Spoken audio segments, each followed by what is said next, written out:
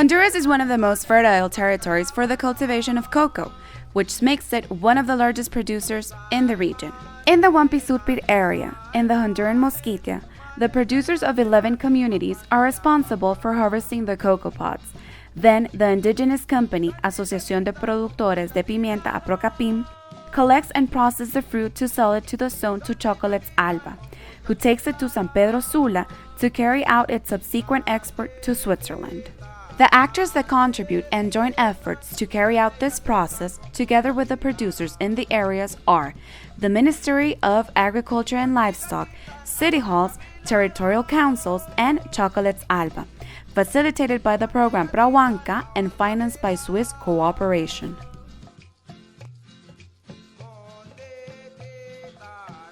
It is an initiative financed by the Swiss Agency for Development and Cooperation, COSUDE, implemented by the Spanish organization Ayuda en Acción and the Mennonite Social Action Commission. The Prawanka program joins inclusive economic development through value chain to generate income and sustainable jobs in the Mosquitia, ensuring good governance and promoting cocoa productivity with the purpose of generating income in the Mosquito population while respecting their rights and indigenous worldview.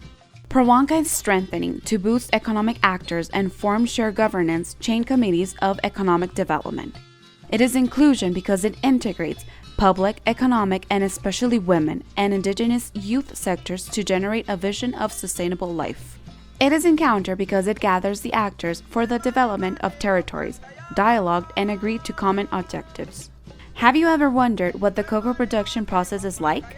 Join me in this brief tour and expand your knowledge a little more. As with coffee, the harvesting of cocoa is a delicate task. Rodolfo Prado, Mosquito producer, told us, the eye should be well placed in the cocoa to accurately detect the proper ripening of the fruit. It is important to mention that the cocoa without adequate ripening will not develop all its wonderful flavors and aromas. When the collector knows that his harvest is ready, he begins to collect the cocoa pods in a manual way using a machete or a knife.